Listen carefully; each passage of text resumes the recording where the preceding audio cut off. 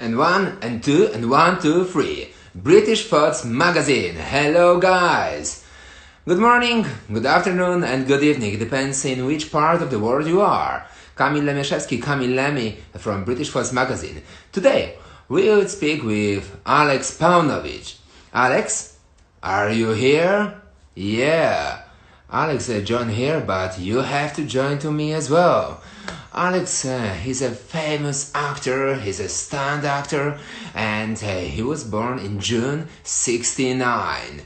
So let's join to us, and can you send me the invitation? Oh, okay, so go live with...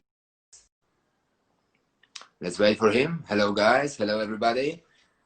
Hello, how are you doing? So I'm here is doing the great, legend. man. There we go. I'm doing great, man. How are you? Oh, I'm amazing. You see, I've got some summer flowers next to me. I stole it from the river. And I'm here. So, where are you now? Are you in Vancouver? Are you in California? Yeah, I'm in Vancouver. I was shooting Snowpiercer here when COVID hit and the pandemic hit. So I'm here. I live here, but I'm in Los Angeles quite a bit. But I'm glad I'm in Vancouver right now. Oh, it's completely different, I think, part of the world, and it's a different dimension of the minds of the people. Yeah, it's definitely a different world for sure, and all the things that are happening over there are, tragic and I just hope we get through it. I think you're brave with this, but you are braver. Let's introduce you to our fans. And guys, do you know that Alex was in War Planet Apes, Disney's War, Puppet Killer, Snowpiercer, Arrow, Siberia, GI Joe? When I was young, I would play with GI Joe. Even still, I got some figures. And Stargate, man, it's Yeah. amazing. You're my legend. Do you know it? Thanks.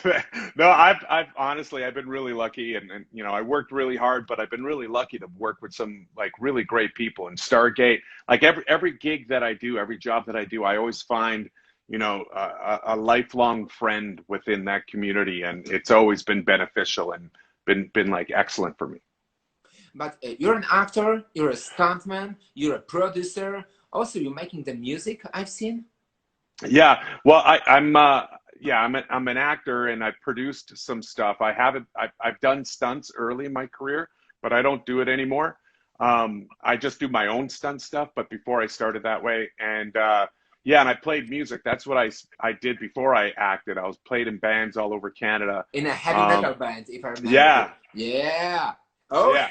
yeah. Let's rock and roll, babe. That's right. Yeah. So we played in heavy metal. Actually, I was just playing last night with some friends and it's great because of the whole social distancing thing. So the drummer's way over there. I'm way over here. He's over there. We don't high five. We just kind of like, okay, that sounded good. Okay. All right. I'll see you later. Yeah. But you played on a stage, you played in some studio, in some No, bar. just at a friend's house. Ah, all right. It Yeah. was a huge house. Yeah, exactly. Yeah. You know what you're saying about this social distancing, and but in Poland, because at the moment I'm in Warsaw, in Warszawa, hmm and we have also this social distancing, but almost nobody is doing that Oh, wow. over here. Yeah, people are starting to like be relaxed a little bit more. We'll Do see you what worry? happens. Do you worry We'll see. about? Yeah, I mean, there's a lot of people that have died, and so, if I'm carrying it and I'm fine, but I pass it to someone else that could be have an issue with their chest or older, I feel bad about that. So I want to make myself the isolating and be the best that I can. That's good. I think in a Snowpiercer and in Siberia, you had a lot of isolations over there. That's But right. tell me, because this is what I read about you, and I've done some little checks. And when you were in a womb of your mother, you tried to be a fighter, boxer, as your people in your... There's so many Oh, different it's types. difficult.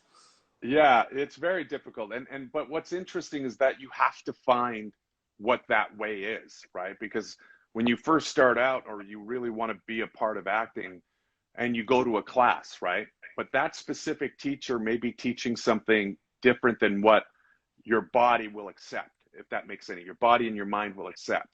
For instance, for me, I'm a emotional actor. I'm very much an emotional actor and and tangible.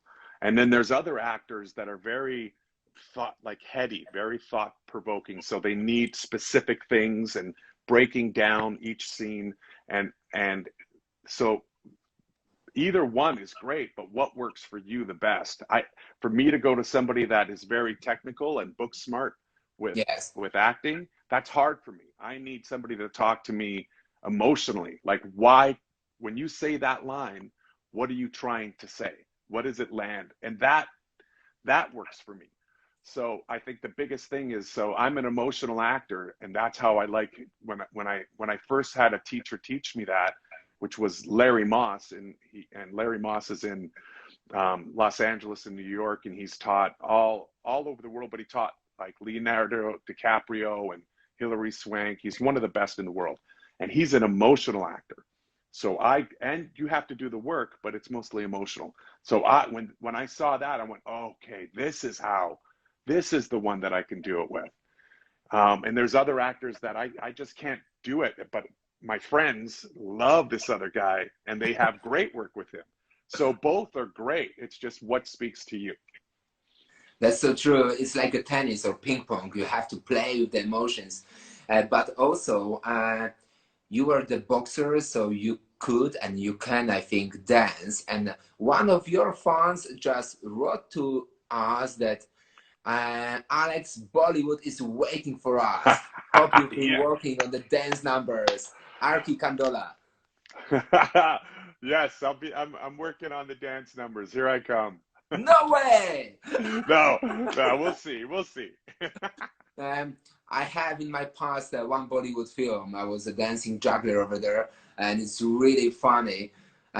Okay, in Aladdin also of Guy Ritchie, I was dancing and I went for classes of Bollywood dance. Can you do some Bollywood dancing? I can't. I don't know any Bollywood dancing. I would love to learn. I would love to learn. It. I should. I will. It's really amazing, and it's so funny when you're moving all of this and smiling, shaking the head and moving the hands. Yeah. And there's amazing movies from Bollywood. I think there's a lot of people making some great movies.